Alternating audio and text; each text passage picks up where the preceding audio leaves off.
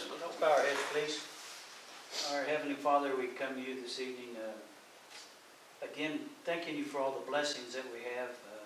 No matter how tough times seem right now, we know that you're still there for us and that you're blessing us. We just ask, Lord, that you be with this group tonight with the decisions that we have to make for the school, and be with this group and their family, their loved ones. Watch over them, keep them all healthy and well.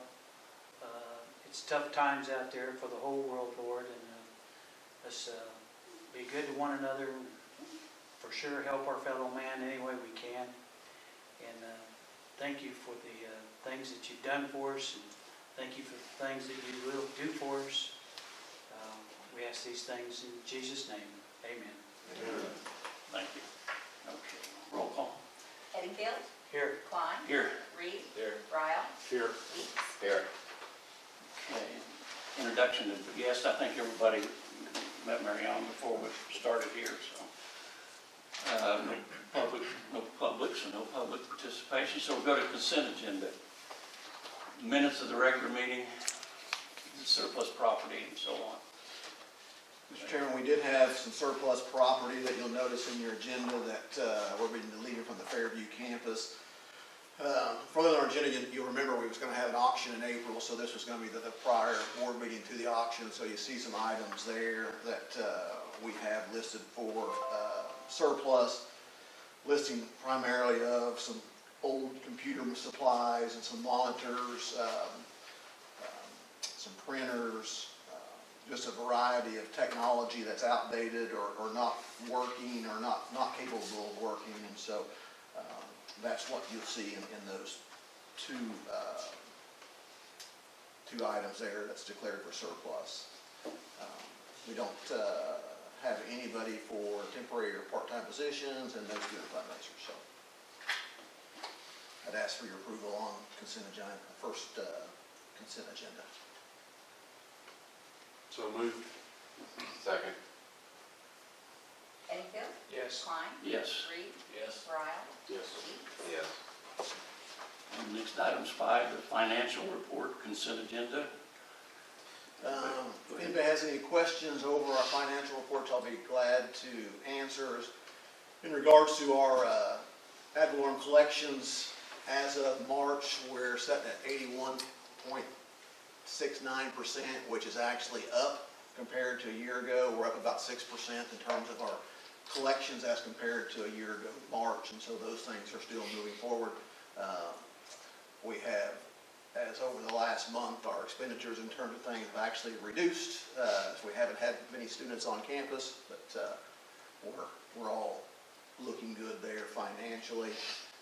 In regards to expenditures related to the general fund, we have had to make some expenditures related to needs that have come up due to the pandemic, and I have listed those there. We've purchased some software that will allow us to basically remote in. So if we have students working remotely, if we have staff working remotely, our IT staff can actually remote into their computer, and as you guys might have done, they can actually log into it from a remote while the person's working on it and help them solve any problem they may have. So the employee, the student, whoever can actually see them do what they're doing, but they don't have to be face-to-face or in person, and they can do that from their office here. Additionally, we have purchased some communication connectivity equipment from Pioneer to help us with students who don't have internet capability at home. We have purchased some online curriculum for our automotive program that will allow those students to continue working via distance that we haven't had before. The nice thing about that curriculum is we can also use that next year in the program there as well. The other purchase order of note that I want to let you know about is Brenna Heaton, who teaches in our Project Lead the Way program here at the Alva campus. She was a new teacher last year. She's required to do some additional professional development so she can teach the next 2 classes in that sequencing. That training was originally supposed to be held in Kansas City in a face-to-face format. It will be moved to a virtual online delivery method, but we still have to pay for that delivery method. But we won't have the training travel they're associated with, so that's what that purchase order there was for. Change orders to the general fund, we actually have a lot of reductions. We've had, we did not have an election, so we had canceled that purchase order. Our NSBA trip, we canceled those. As you will see later on, all of our student contests and national contest things have been canceled moving forward, and so those POs have been canceled. And then our substitute, we had a purchase order in that took care of all of our substitutes. And as you know, in the springtime with all of our student contests and activities, that was a fairly large purchase order. So that was a purchase order that we closed, as we don't expect to have any need for substitutes. So, Mr. Chairman, if there's any questions, I'll be glad to answer. Darren, how many of the instructors are going online here in their office or their classroom as compared to their home? Right now, and we'll talk about that a little bit, but either they're one of two. We haven't closed the campus to those instructors, so next Monday and Tuesday, they'll be on campus. And after Tuesday, if they can work remotely from their residence and carry on instruction, all of them, I guess when I start out, all of them are going to a distance learning platform for all at both campuses. If they can perform that from home on Wednesday moving forward, they can do that from home. If they need to be on campus, they can be on campus to carry that on. And so I would tell you it's probably going to be about 50-50. Some teachers are very comfortable with that technology, and some are learning, have been learning the last 10 days. And so, and some of them don't have the Wi-Fi connectability at their home to carry that on. So about 50-50. Anything else? Have a motion to approve them? So moved. Second. Okay, I'm sorry, I didn't see who said second. Did you say? Yeah. Okay, I'm sorry. I didn't say. Enfield? Yes. Klein? Yes. Reed? Yes. Ryle? Yes. Yes. Number 6, the superintendent's report. Mr. Chairman and Board, item A is report on student contest results, and I'm going to ask Mr. Reed and Mr. Shaw to update you on that. As you know, we were kind of in just beginning the heat of the spring season as far as student contests, so they'll share with you where we're at and what we accomplished to this point. But really hate this for all students, but this is where we got to that point. So, Mr. Shaw, I'd ask you to go first for Fairview. From where we were last time, we was at BPA is additions to that. We had, they took about 15 kids.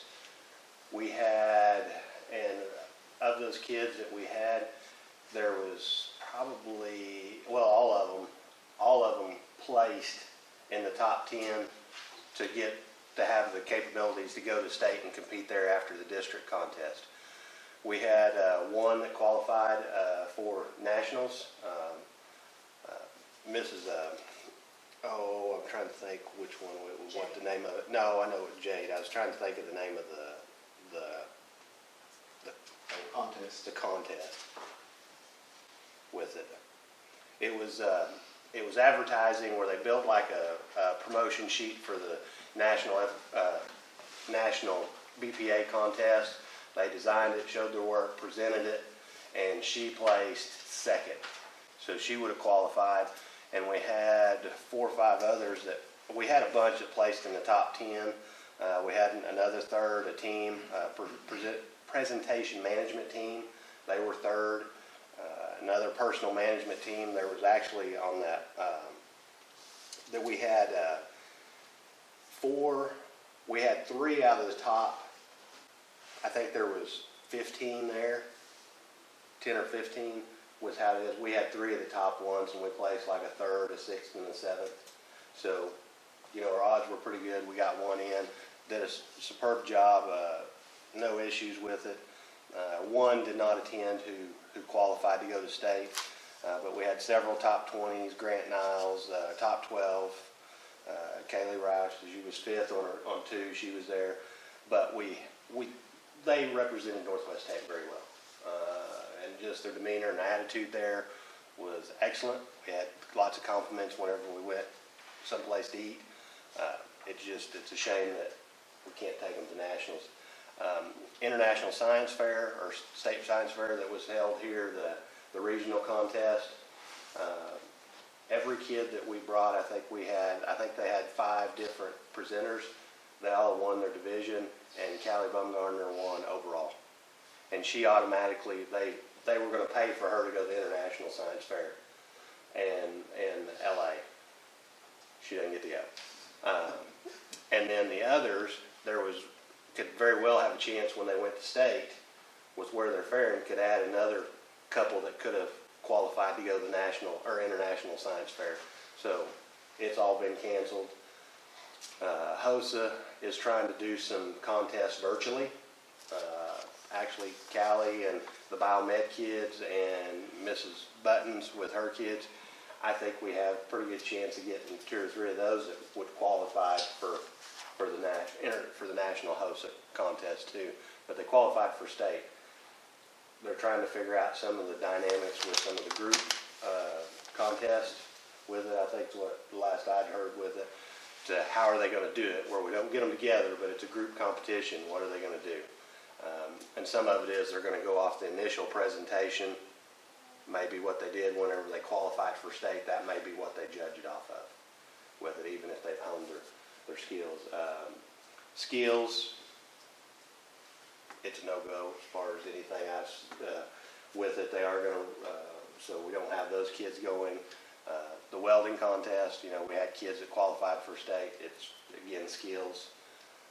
The other ones, we're just kind of sitting there to see what they're going to do, and several of them have already canceled their national contest. BPA's canceled it. Skills probably will before too long. HOSA probably will be, but we have very good representation, and I was really excited about this year. It's just a shame that, those kids aren't going to get to go, because I think we would have had it from my campus. I think we would have had 5 or 6 easily that qualified for a national contest of one sort or another. So, but they were a little discouraged, but there wasn't any problems with it. They still had their chin up and going. Marion, so just so you know, each one of our career programs have a co-curricular student organization affiliated with them. You're familiar with all that? Okay, very good. As you're back there right now, I want to make sure that we aren't speaking our gibberish. How about that? Mr. Eaton? Okay. And I'll do that further. BPA, that's Business Professionals of America, so that would be our business programs. And they had their state contest. We actually had 3 students that qualified for nationals out of that. Again, they canceled that national contest, unfortunately. We had Ingrid Maldonado, and she's out of digital design. And then we also had two young men, Payne Louthan, who's from here. He did human resource management. He qualified for nationals in that. And then Joe Parsons, he qualified for business meeting management. And if you don't know Joe, then you just haven't been watching much. Because Joe was the Alva Chamber Citizen, young entrepreneur of the year a couple years ago. And his family owns the motel, one of the motels here, and then he's got a shaved ice business, and they own that 818 diner. And Joe's probably at every political event. That contest was made for that kid, so he rocked that. So he will be coming back next year. So optimistic that they can compete then. Our state HOSA, and Colt kind of mentioned that. HOSA is our health students, health occupations. So that would be health careers, biomed, nursing. We had 35 students that were going to go to that and compete. What HOSA has decided to do on the state level, their national is still on as of now. It's supposed to be at the end of June in Houston this year. And so there's 39 contests that had a pre-test or pre-qualifying thing. For example, we had a parliamentary procedure team, so they had to do a test on parliamentary procedure, and then only the top 4 teams in the state were going to let come to the state contest do the practicum to actually display it. So they qualified for that, so they made the top 4. And what HOSA is going to do now is just use those results for who goes to nationals. It's not ideal, but it's all they can do. And then And then they're doing some, like Cole said, they'll do some distance things on some other contests. But if it had a pre-qualifying test, they're going to use that written test or that skills test as the score of who goes. So we haven't heard yet. They're still working on how they're going to do that. And so those are what we have. We had Skills USA, we would have had our T&I. And Skills USA is our trade programs. So that'd be automotive, collision, electrical, welding down at Fairview would be in that too, and there are other. And so all of ours had qualified to take students to state, and they just flat canceled that deal, and they've already canceled their nationals as well. So it's unfortunate for those students, but I think this is a year of unfortunate things. You know, graduation. It's just a mess. We all know that. So very successful year though. I'm proud of the students, proud of the instructors. They did well. Very good. Thank you both. Item B is discussion of our school calendar. Under direction of our State Department, we don't need to take formal action to adjust our calendar, but I wanted to let you guys know what we were doing. You know, as you have read, the Oklahoma State Department of Education has canceled any on-campus instruction and basically mandates that school end for K through 12 students between May 8th and May 15th. And so we're going to set our last day for instruction for our high school students as May 8th. We will not change the end date for any of our adult students. Our adult students are going to be doing virtual instruction just as the high school students are. Our teachers have been working the past 10 days on that and actually did a little practice teaching today as a group. And so we're still going to be able to move forward with those adult students through that platform, and we'll continue with them with the normal end of school day. And so K through 12 kids, which will be our sophomores, juniors, seniors, last day of instruction will be May 8th. Our adult students will be, as originally planned, May the 19th. Questions on that? Anyone?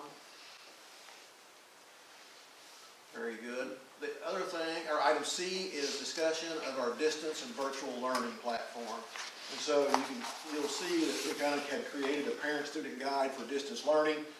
We posted that out on our Facebook page, and we actually have mailed that out to all of our students and parents, and so they have it in their hands, and it kind of goes through what our plans are. And so once again, I'm going to ask Colt and Jeremy to kind of share, you know, kind of give you guys an overview of what we've done and what we're planning to do starting April 6th, so next Monday, with our programs to deliver distance education. So, Jeremy, you want to lead off this time? Sure. I'll start out. This has been definitely a challenge and interesting, especially in the career tech setting where a lot of what we do is hands-on, it's applied, and so we've had to get kind of creative. What we're doing is all of our instructors, and I've met with them multiple times through some ITD, we just met today again, they've been working with, if you're a school, you have a Google for Education, it's unlimited storage space, and so we're capitalizing on that. We're using Google Meet to do some talkback TV where the students actually get a code, they can call in or they can click on that link, and they're going to watch the instructors. They're going to teach, they're going to have at least 2 grades per week. They're going to do at least 2 interactive demonstrations, class teachings per week. We've got our auto body teacher, he was made a mount. They're doing some recording of them doing some painting, different things. We're also going to expand our checkout. We talked about checking out technology, I think Darren mentioned that, but we're going to check out some things we traditionally wouldn't. For instance, in biomed, we have the anatomy and clay models and mannequins. So we're going to check those out and have the parents sign off so the students can actually do some hands-on things there at home. Probably, if you could say there's a silver lining in any of this, is we've had parents already that have been able to watch or engage when they would never have done that before. You know, we all, if they have an English class, well, I know what English was, I took it. But when you have collision repair, I don't know. But then they watch our collision repair instructor doing a painting demonstration. It's really got a lot of that aha moment from the parents. So that part's been good. We've got some good traction. We've had good engagement with our students as far as contacting them. We're optimistic that we're still going to be able to really keep them engaged and keep them active. So our teachers have put that plan together. And so today what I had is we all got in a group video meeting, and they each took turns running the thing, presenting, showing their lesson.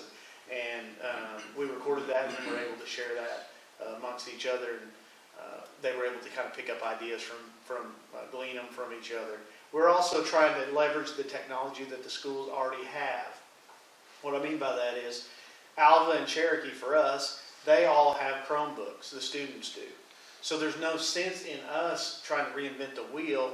We just worked, and I worked with Greg Graham, our new IT director. He worked with the schools, and Darren and everybody. And so we got Alva and Cherokee have allowed us to where we can add our classes to their Chromebooks. So when they go to their Chromebook and it says English and algebra, it just says it has the Career Tech class right there. And so it's really been a nice marriage and partnership that we've been able to foster through that. Like I said, if you can say anything positive comes out of the dark times, I think we're developing some innovative things that we can use to accent learning from now on. So that's kind of where we're at as far as that. Monday, again, they're all going to be in Monday and Tuesday, and how the proof's going to be in the pudding. Then we're going to launch it. So, but everybody will. It won't be a situation. Every single student at our school will have at least twice per week some kind of interaction with the instructor live video, and I think that's very important.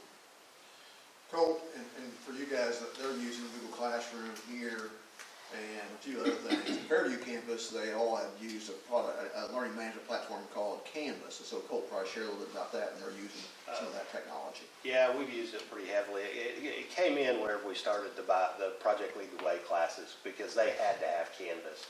And we've just kind of adopted it with all our other teachers. The one thing nice about Canvas is that for us, that it'll make one platform. They can do conferences, video conferences like Zoom, Google Hangouts. They can do it right on the Canvas itself.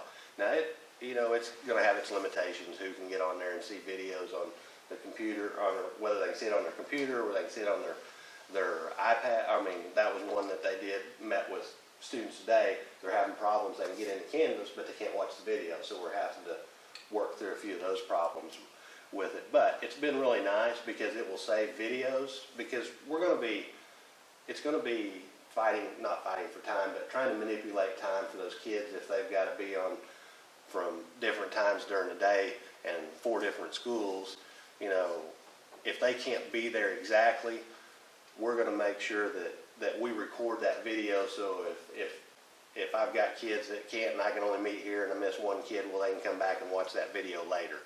And then the teachers are going to be accessible from 8 to 3 o'clock. So if that kid calls, and I've kind of set mine up because mine are real scattered with it a little more. Mine are going to have 3 touches on video every week because I've only got one school that's really inundated with the computers. The others are all doing packets. So we're trying to fuse some of this stuff with it. So that's why we're meeting a little more with that one extra day.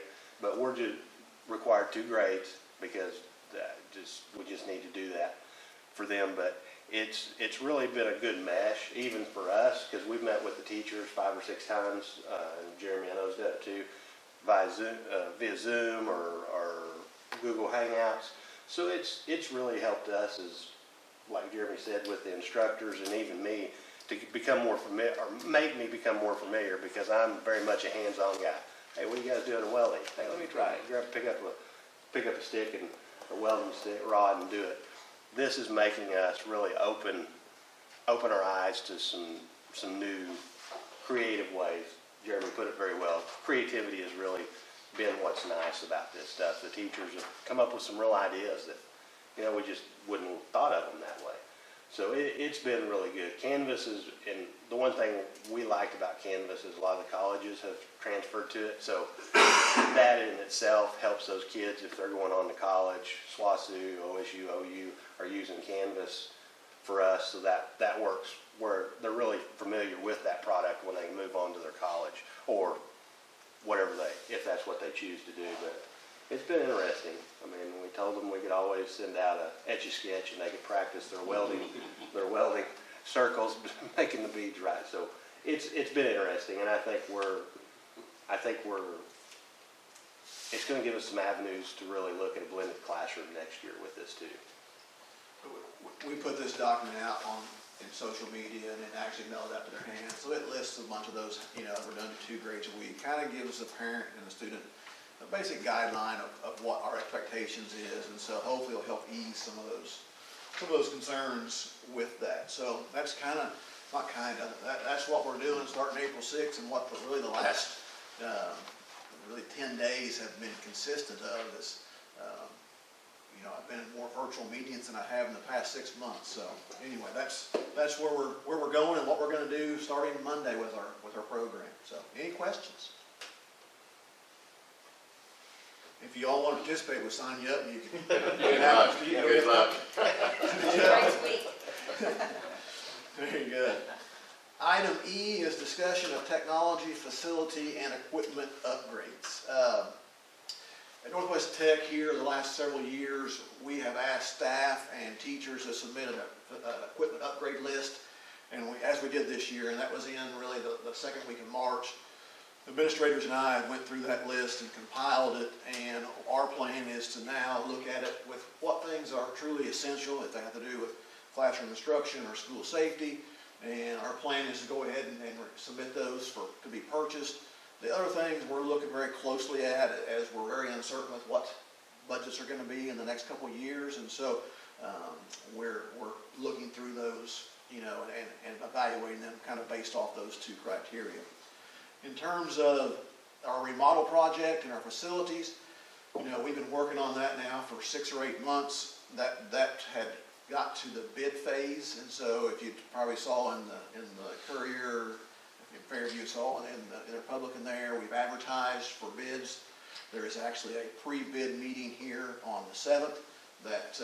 So we're still going through the process because we're already there. The drawings are done through the bid phase, and once those are the bid opening date is the 15th. We'll see where we're at. We'll see if we get a good turnout from bidders. We'll see how prices are, and depending on how those come back in, at that point we'll make a decision whether we think it's a good idea to move forward or to put on the shelf for a year. So those are some things that we've already got in the pipeline, and once we get those bids back, we'll take a look and see what they are. There's a lot of uncertainty from our construction management firm on supply chain, and worst thing we could do is start a summer project that's supposed to be done August 1st, so we can start school, and due to supply chain that they tell us it's going to be October 15th, kind of puts us in a bind come the beginning of school. So those are all things that we're looking at, and we'll make some decisions on after we get the bids in. So questions on that?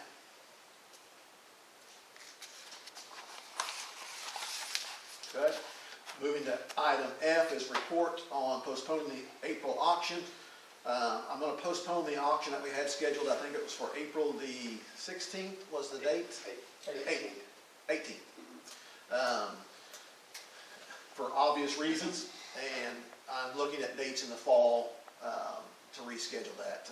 We'll kind of wait and see what this summer brings, and if things are if we're able to, we'll look at a date, this fall, October-ish for our auction. If we can get our volunteer auctioneer hooked into those times, we'll look at that date. So.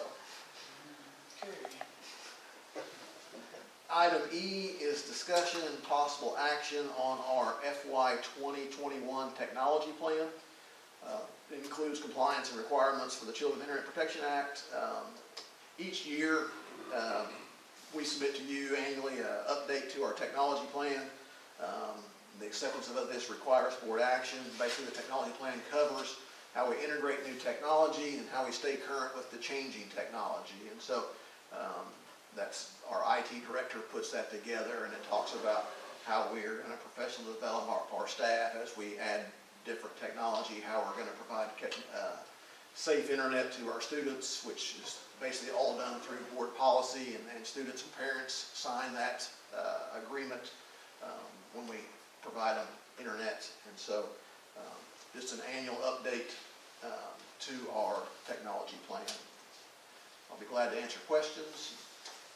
If not, I'd ask for your approval. So moved. Second. Sorry, this is throwing me Eddington, Yes. Klein, Yes. Reed, Yes. Frye, Yes. Weeks. Yes. Item G is discussion and possible action on the FY 2021 professional development plan. It falls into the same category as the technology plan. You'll see all these plans coming forward. Each year, those groups update those. Our professional development plan looks at usually primarily what we're doing on our structured in-service days, and then each year when we come back and start school, we have a joint in-service day. That's this year will be at the Fairview campus.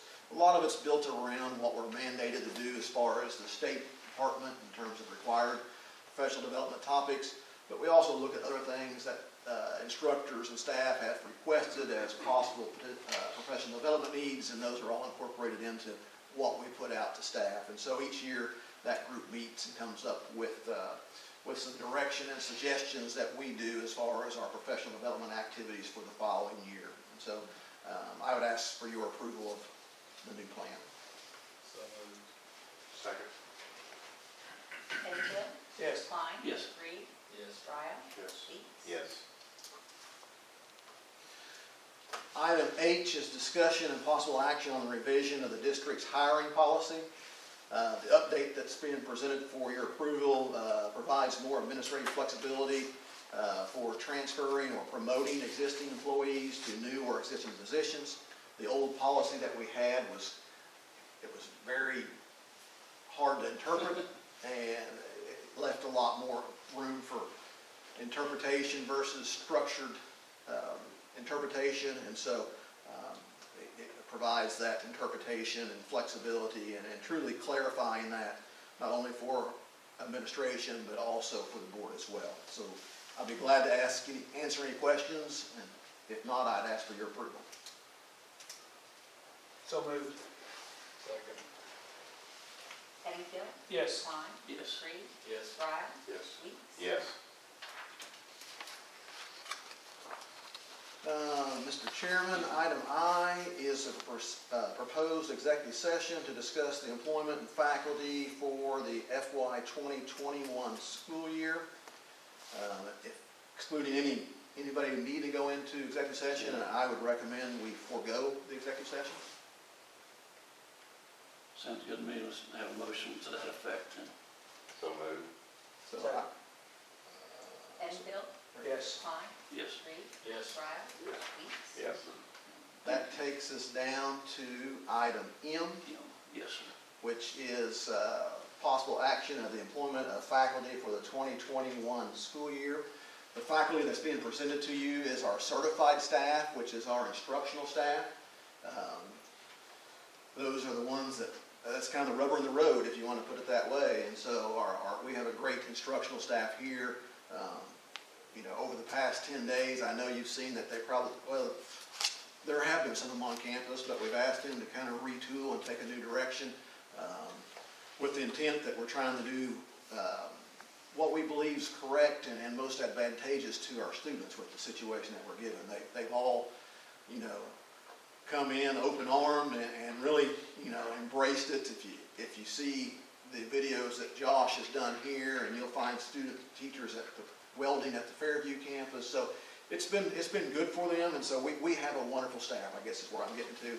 And both the campus directors have submitted me a list recommending their staff for approval, and I'll follow up with that. But I recommend the rehiring of the certified staff as presented. So moved. Second. Eddington, Yes. Klein, Yes. Reed, Yes. Frye, Yes. Weeks. Yes. Item 7 is announcements. May 4th is our next regular meeting. That will be back here. I'll say back here. It will be here at the Alva campus. And right now, we're taking the approach that it will look a lot like this one here. If things change, as you may have seen, there is been legislation allowing boards to meet via remote technology, and we're totally capable of doing that, and so that won't be a problem if we so choose. And You're we not feel- on my end to say that. You're not? No. I can get Kathy to help you.